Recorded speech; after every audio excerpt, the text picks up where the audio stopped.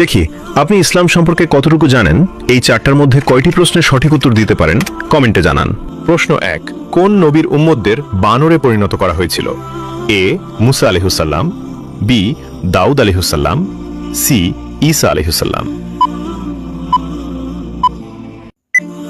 সঠিক উত্তরটি হবে বি দাউদ আলাইহিসসালাম। প্রশ্ন 2, হযরত মুহাম্মদ সাল্লাল্লাহু আলাইহি ওয়াসাল্লাম মোট কতটি বিবাহ করেছিলেন? এ 4টি, বি 7টি, সি 11টি।